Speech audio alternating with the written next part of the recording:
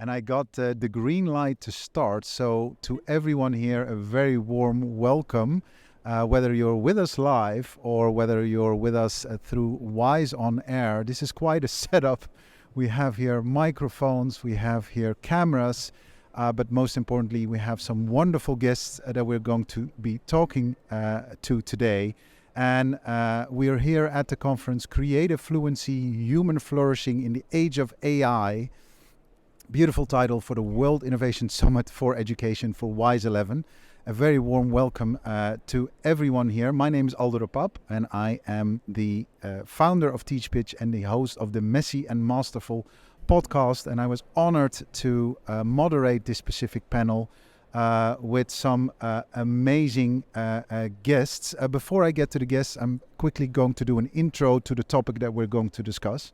So AI is here to stay. Machine learning will be an integral component of many tools that we use for both our professional as well as private growth. Experts say that it will forever change the workings of our world. Summits like these are crucial to identify what those changes will be and to define how we can embrace AI or alternatively reject it to ensure that it positively contributes to the way we teach and learn. For this Wise on Air interview, I am joined by, again, three amazing people who each in their own way have had a genuine impact on the state of education. My guests today know what impact is, and this conversation is meant to define how AI will potentially change the impact they have had for teaching and learning globally, but potentially also for their regions. I am joined here on my left. Let me start there with Cindy Mee. Cindy is the founder and CEO of VIP Kit, an education technology company that connects a global community of English language learners with the world's best English teachers for real-time online language immersion learning. Cindy was selected into the Young Global Leaders of the World Economic Forum of 2018 and an Eisenhower Fellow of 2020. Very warm welcome to you, Cindy. Thank you. Going to my right, we have Wendy Kopp, WISE laureate for the WISE Prize of Education in 2021. Wendy is the CEO and co-founder of Teach for All, a global network of independent organizations working to develop collective leadership to ensure all children have the opportunity to fulfill their potential. Prior to launching Teach for All in 2007, Wendy founded and led Teach for America, and as I said before, she received the WISE Prize for Education in 2021, among many other things. I do apologize. I'm trying to keep the bio short. It is you've all done great work, but we want to get to the conversation as quickly as possible. And then right across from me, Dr.Sharonn May. She's the president and co-founder of New Globe, the largest supporter of technology-enabled schools across Africa. New Globe supports nation and state governments and communities by creating powerful technology-enabled education systems. A very warm welcome to the three of you. It's really a privilege and an honor to have you with me here today. The first question I have is actually for the three of you. And I'm going to do a little round starting with Wendy.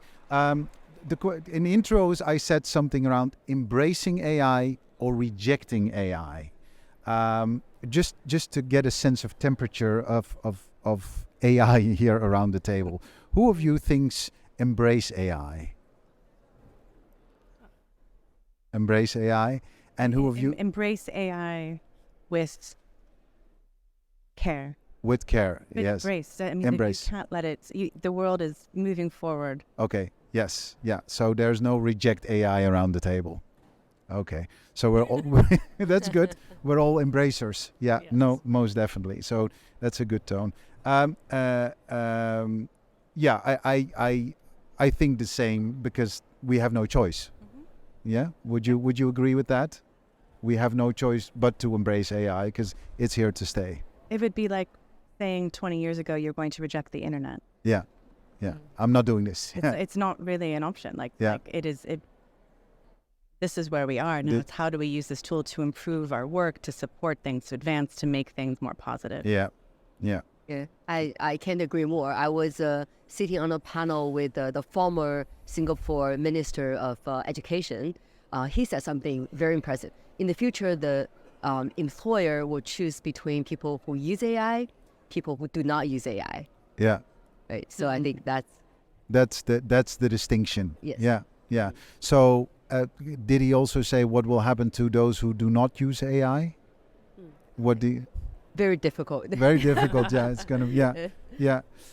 Cindy, that brings me to you as a technology builder. When looking at the advancement of AI, do you think that the global worries, right, and then specifically of generative AI, the global worries as they, for instance, have been defined in Bletchley Park in London in October, do you think they are they are merited?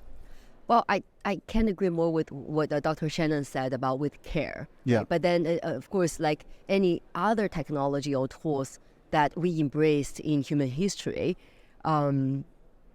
anything can be misused or out of control. This one particularly, of course, is more like difficult to not to, right? But I think the fact of when it comes to learning and growing, especially in this knowledge-based world, if you want a future for our kids where a global classroom learning is accessible, is affordable, personalized in the Socratic ways, there's no other option of embracing the technology. And Wendy has always been my role model in like the education world, where she's bringing like the best teachers to the kids who otherwise wouldn't have access to those teachers, and then the teachers themselves are leadership of the future. So with the people of the high touch and then with the high tech, there can be a truly amazing future where learning is no longer a privilege, it's a possibility for everyone who wants it. Yeah, yeah. Wendy, you were just called an example, so over to you.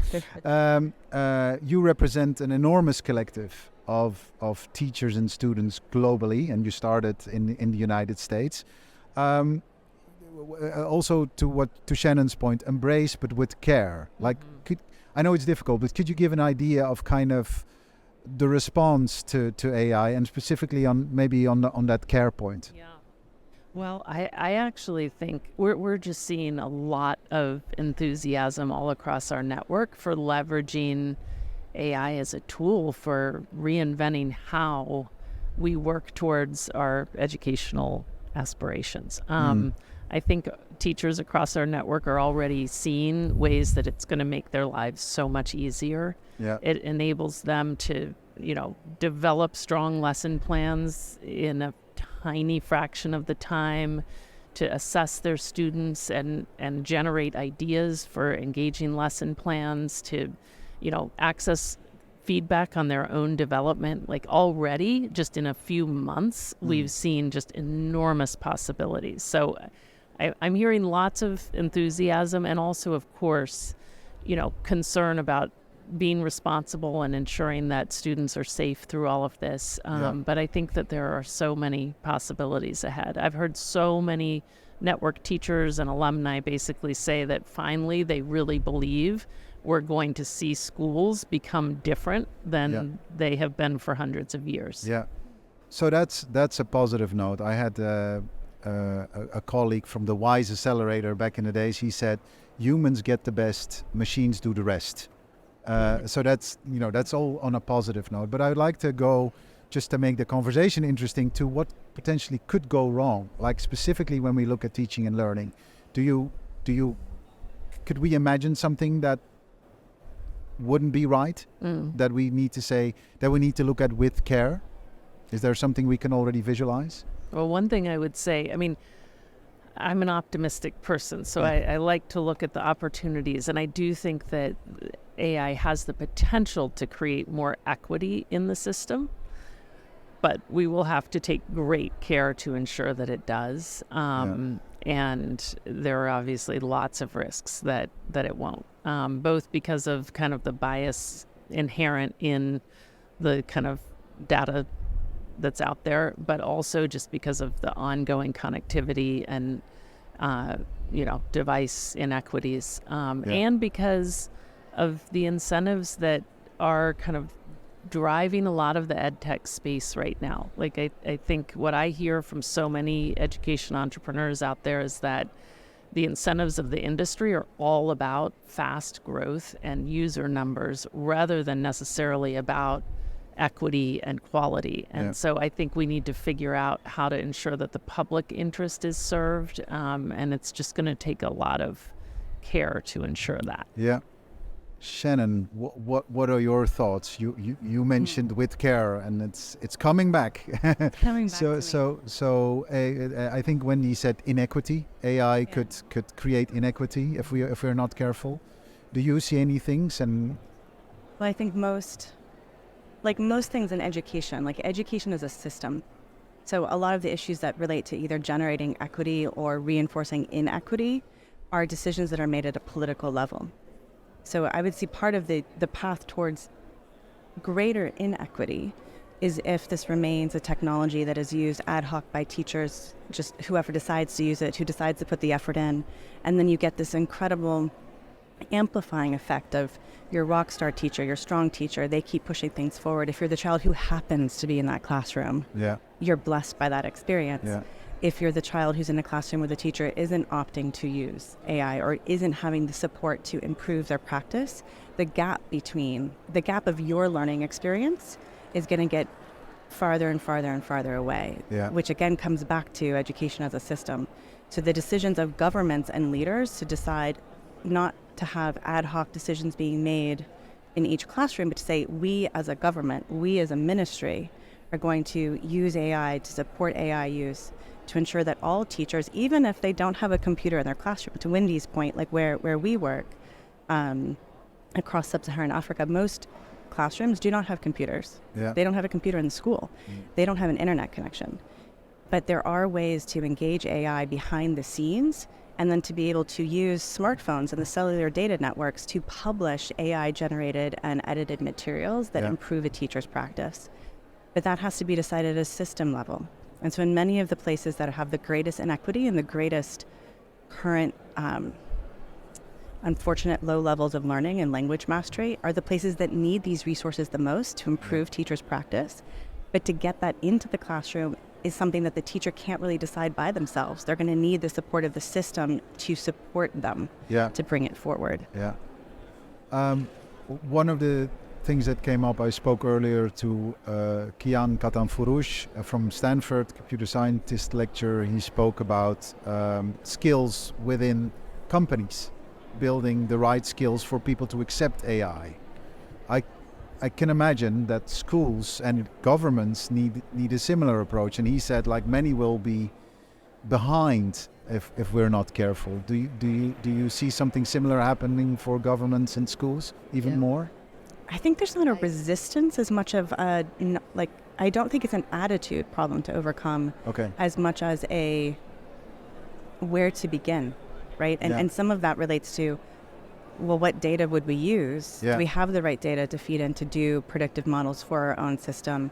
It's often the starting point, and I think there is something about what is the starting point in each location or each government, and then how to move forward from there. I can probably share a few examples. Yeah, go ahead. Yesterday, I had a interesting panel in the morning where a professor from Stanford, from MIT, and Singapore University, we sat together, talk about AI. And then 4 teachers came to me, and they all said, "Oh, great conversation. So where do I start?" And then I felt so ashamed because I had to tell her, okay, so first of all, define your own use case and go to open like ChatGPT, and then whether you want a teaching plan or some personalized content for your student, you can create it. But then you've got to prompt it yourself, right? Secondly, go to some apps which are established and use that as a tool. But that doesn't solve the problem. She looked so puzzled. And then I wish I had a better solution. Right? And that the other teacher came to me and said, I work in Dubai, international school. My school principal hates AI. He forbids us from using AI in the classroom. What can I do as a teacher? I said, bring him to WISE. That's probably helpful. I was talking to this startup today, Mantool. They are from Colombia, and they've developed a very simple tool for teachers to develop their personalized lesson plan Yeah. and try to do some closed loop feedback Yeah. of all these integration. But then they're also facing a lot of challenges. How can you take all the content, all the different learning management systems, like do the low-tech environment sort of data collecting feedback and then integrate into their own system so it can be personalized and launched? That's a big question. Yeah. But also I can speak to my experience working on the VIP Kid platform. It's not AI, it's just mobile internet and teaching online. Yeah. But when I started 10 years ago, teachers thought teaching online is a crazy idea. Yeah. Because you wouldn't be imagining talking to a screen where the 3-year-old, 4-year-olds on the other side don't even speak English. You gotta sort of make it work. Right? Yeah. And we actually went through a whole long process of teacher development, training, online seminars, even in-person meetups to coach the teachers. Yeah. Right? But the problem, I think, are twofold. One is the awareness and adoption, both top-down and bottom-up. Yeah. Similarly, with AI, Yeah. how can we do that? Yeah. And secondly, when industry practitioners are building whatever fancy app like us we're doing, are we consulting the teachers' user needs and demands, and are we building something really, fix and solves it for the problem? Yeah. So I think those are the two challenges.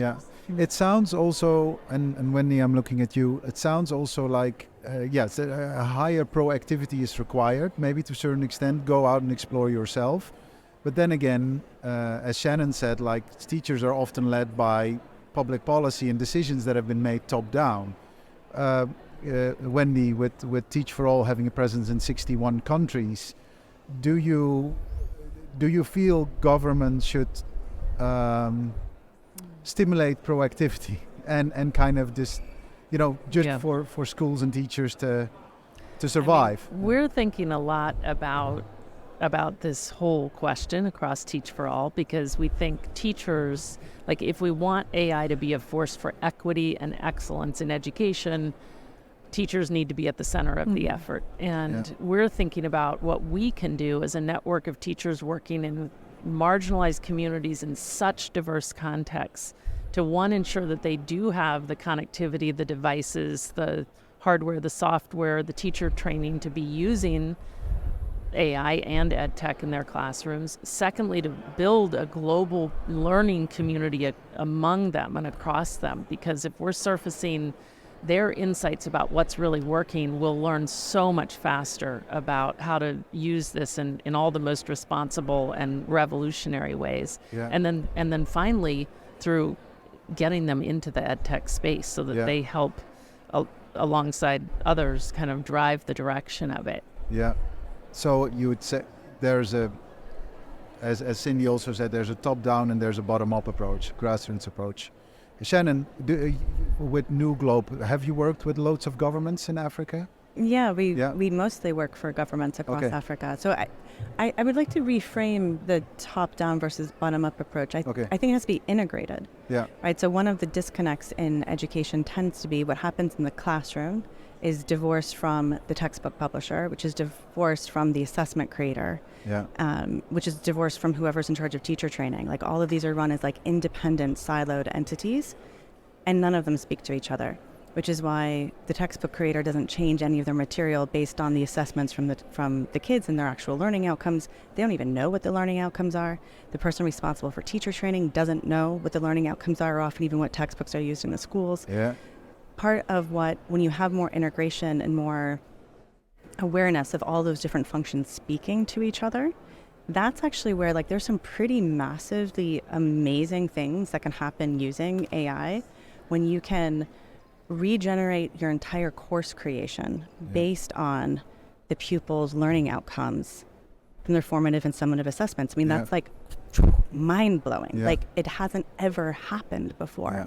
But that's possible now if you integrate these things and then take the data across 1 million students' scores over a course of a year, see what they mastered and they didn't. You can see differences by gender, by geography, by even who their teacher was, and then see what's driving it and be like, okay, do we need to change our teacher training? Yeah. Or do we need to retrain these 25% of teachers?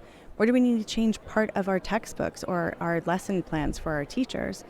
And I think that's like this beautiful power that large data sets and AI can bring together if governments bring that integration. And that's part of what we at New Globe help support them with. And we're super excited for like the power that AI will be able to bring to that work that we're doing going forward. Yeah. I like what you're saying about the guidance and the training bit, which is also what Cindy says to a certain extent. And what you say, Wendy, is like, we need to discover it together, and we need to, do the proper level of hand holding and kind of, taking people through, like from the basics, like where do you start, but also which benefits can it bring you. I think when you speak about the benefits, what that it can have on educational outcomes and the good that it can do for teaching and learning, then I think you create allies, right? If you just define it as this monster that we can't avoid, as big as this spider here, then we're like, okay, what are we doing? How do we avoid this, right? So then the discussion becomes different, right? So it brings us back to embracing it, right? Yeah. And just one comment on this. I remembered for a quote from Ben Nelson, founder of Minerva. Yeah. He did a master class this morning, but once he said, for all the other tools in our history, human masters it faster than it evolves. Yeah. With AI, it's just evolves so fast in a matter of days and months and weeks. So it's just fearful that we can never aware, adopt, learn, master as fast. Right? Yeah. So I think the problem then is, shall we learn faster in this case so that we can have this wonderful tool that help us build towards it? But Aldo, as you said before, there's things that AI will never be able to do. And I actually think that's something that teachers should really embrace. Yeah. Because what's possible through essentially an administrative assistant, a data analyst, all of these things that AI will be able to do on behalf of a teacher, a school leader, a minister, a system, takes away all of that time that like it can do better than me as a teacher. But what it cannot do better is form a relationship with a child. Inspire 100%. Them in the classroom. Engage with them emotionally, recognize the differences between the 35 children in my classroom, respond to them in real time, bring out their own unique talents, recognize the emotional differences. And when I as a teacher no longer have to worry about, is my lesson factually correct? How many hours did I put into preparing it? Is it actually the right, where does it fit into the scope and sequence? Am I going to actually teach the whole syllabus? If all of that can be taken away from my worry, and then I can focus on the human element of bringing joy and excitement and mastery to my classroom, that's what I think teachers should be overjoyed for the possibility of how their role will change now that they have this essentially like assistant that empowers them to be more human and more present than they would otherwise ever be able to be. Maybe I can follow up a little bit on this. In our panel yesterday, Professor Pakti said, remember, why do you fall in love with a subject? Physics, math, English, it's mostly because the teacher, you love her or him, and then that he or she inspires you to learn. That's the very reason for most kids will tell you, right? So I think I totally agree. The connection of the heart and soul, the inspiration of learning a teacher can bring to a child. That part I think is what the machine can never replace. And if we do that right, we can then have number of teacher assistants, learning pause for the kids, so that learning can be way more efficient and productive and at lower cost.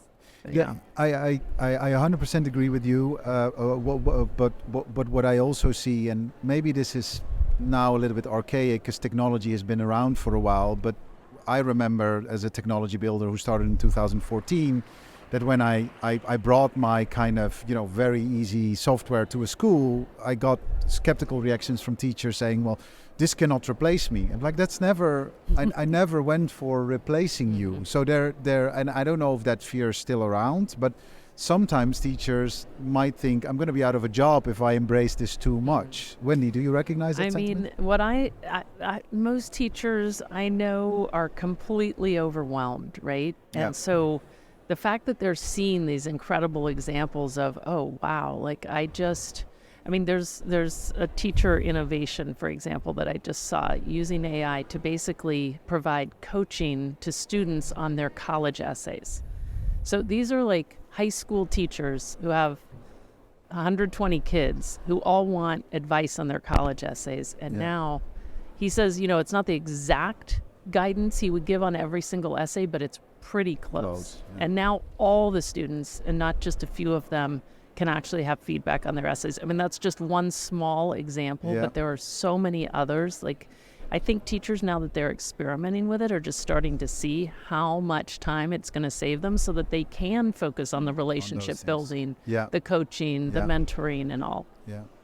I think when a teacher sees something improves their practice, they embrace it. Yeah.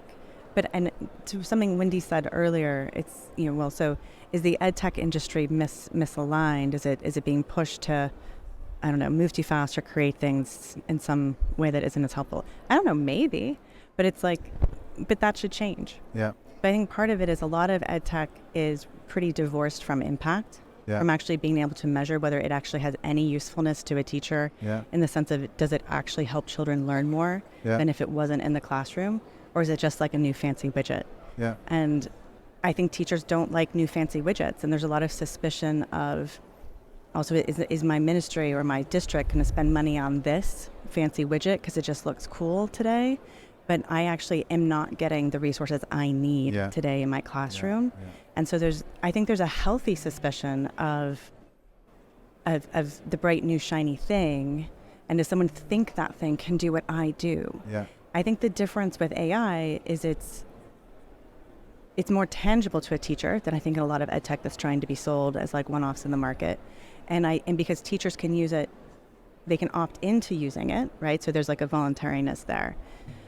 It creates a different experience. But it's like, as Wendy said, for that teacher, he was able to see very quickly, he was able to provide far more access to feedback to his students, and he was seeing their essay writing improve. That's why he likes it. Yeah. He sees it helps him be better. Yeah. And it's like that immediacy, regardless of the technology, I think anyone working in ed tech needs to like deeply internalize. If you have to show the teacher very quickly, you're helping them improve learning in their classroom. If you can do that, I think that teacher hugs that new innovation all day long. Yeah. I'm going to go to the World Innovation Summit for Education, whereby we're sat here together and whereby we, actually discuss kind of global solutions to problems. But I would now kind of be slightly devil's advocate and go for regional solutions. And so, Cindy, you are from China. Shannon, you work in Africa. You're active in Africa. And Wendy, I appreciate you represent the global organization, but you started in the United States. So you're, to a certain extent, 3 different regions. I don't know if it's there. It might not be there, but I'm just throwing it in the group. Do you think there is kind of the adoption of AI would merit a country-specific and or regional approach? Or do you say, well, it's here, it's so huge, let's go global, if that even exists? I'm going to start with you, Cindy. What are your thoughts? I think, so I think rather than comparing the regions, I do acknowledge there are differences. If you think about Singapore, they're embracing. But of course, Singapore, like Finland, they have a way smaller population. So anything education system is much easier to implement compared with America or China, right? Yeah. But then I would say if you compare the public sector, like the K-12 schools, and the private sector, startups, learning platform like ours, I think it's probably easier to innovate with a platform setup rather like the gigantic school system. Yeah. So I would focus on the impact and the income of the teachers when it comes to the implementation of this technology or adoption of this technology. So I think teachers, I always think we should pay them more. So more people will stay in the profession, right? That's just surprisingly one of the lowest paying profession on the planet. Yeah. Right. So with technology though, especially like AI, this can be augmented in terms of the productivity and the impact. Yeah. So that means I think for the teachers the income more and impact more. Yeah. So why do I say this? People always ask me, so you are in the one-on-one tutoring business. You have American teachers teaching children all around the world to learn English, Mandarin, Chinese teachers do the same. What if AI tutor, like a digital agent comes into being and it replaces right? Like a teacher Wendy or teacher Shannon or teacher Cindy or teacher Dinosaur. Yeah. What would the teachers do? And then I think the answer comes to my mind is, right, now it's finally time for every child on the planet to learn in a one-on-one setup whenever she desires. Yeah. So what does the teacher do? Instead of only teaching one child at a time within 1 hour, you can be coaching 6 different children at the same time. Yeah. One-on-one, 10 minutes each. And then the 15 minutes, the child learns with the AI tutor who looks like you, teach like you, have this connection with you. And then the 10 minutes you do will be to inspire, will be to engage. So that will be a totally different new world where teachers will definitely get paid more, students spending less on the learning. Yeah. Shannon, what do you think? I think there are definitely differences. I wouldn't frame them necessarily by like geography, but by what exists in the hardware and software ecosystem. So, where Cindy is and children do have access devices, there is broadband, you have this rich ecosystem to be able to leverage. And in that place that there's so much empowerment that can happen, as Cindy's work definitely shows. But in Nigeria, where there is no fiber connecting these schools, these schools don't have access to the internet except for if you happen to have a phone in your pocket. Data is also very expensive. Teachers are not going to be able to spend hours a day playing with AI themselves on their phones. Even then, it's again, as Cindy said, it's like, where do you even start? Like, what do you mean? What is AI? How am I supposed to? What does that mean to like ask AI to do something for me? There's a big knowledge gap, but definitively hardware and data access gap. And I think that's where in many countries, the leader is going to be the government. Like the government needs to make the political and policy decisions to say, as a central system, we're going to leverage tools and organizations and support that are able to use AI to improve our content flow, improve our teacher training, improve all of this programming that we're then able to provide to our teachers. Because you have to work within the limited hardware and data access ecosystem that exists. So I think a lot of people think of like AI is going to be teacher working direct with AI like one-on-one or child working direct with AI one-on-one. I think in the large majority of the world, from an education point of view, it's going to start as a government movement or a school network movement, where then all of that data processing and analysis that will be able to improve learning in the classroom is going to be supported from the school leader or the network level into the school. Wendy, your thoughts? I mean, I think we in general underestimate how much we can learn in education globally. And I underestimated it as well. I mean, 16 years ago, I just assumed education is deeply local. And I think it was, getting involved in Teach for All that led me to realize like the roots of the issues are actually so similar. And it means that while everything does need to be contextualized for different contexts and cultures, there are fundamental principles that are actually universal. And if we had better global learning systems, we would move much faster.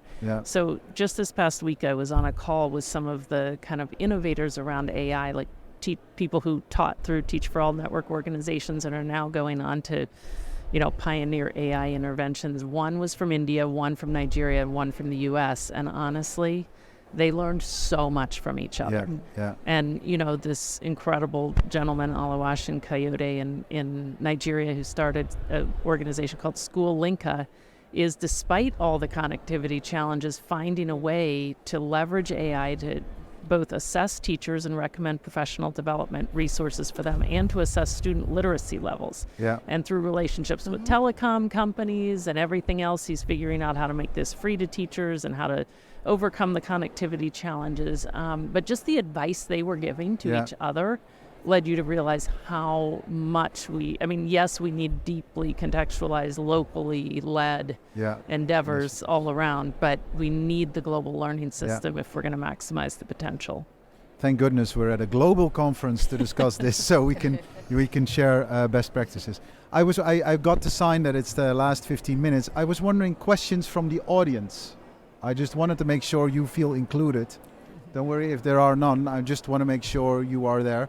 There's one hand. I'm going to have to repeat your question because I don't have the microphone. So if you could stand up and ask a question. Did I see you raise your hand? Yeah. I'm sorry, I don't hear that. I think you're going to need to step forward. You're going to need to come here. It was a bit of an experiment, but come here. Come forward. Yeah, so the question is around global systems, but also understanding education systems from country to country. So which steps should we take? So kind of, I think you want to go to more like a plan of action, right? Which steps should we take when we look at the systems and when we compare the systems? Is that correct? In the comparison of things, yeah. Does anyone want to take that question? I mean, I do think that there's been kind of underinvestment in the global learning systems. Like we haven't, whereas in health or in the environment, everyone assumes our fates are interconnected, the solutions are shareable, let's invest at the global level. Really, we have very limited investments in that. Yeah. So I think to help the local practitioners and the governments that do desire to have more global learning, we're going to need some action from multilaterals, from philanthropists, from innovators to figure out how to do that. Yeah. I do think that the local government folks and innovators can have that instinct to say, okay, we want to pursue global learning. So even the choice to be here at WISE is one of those choices, right? Yeah.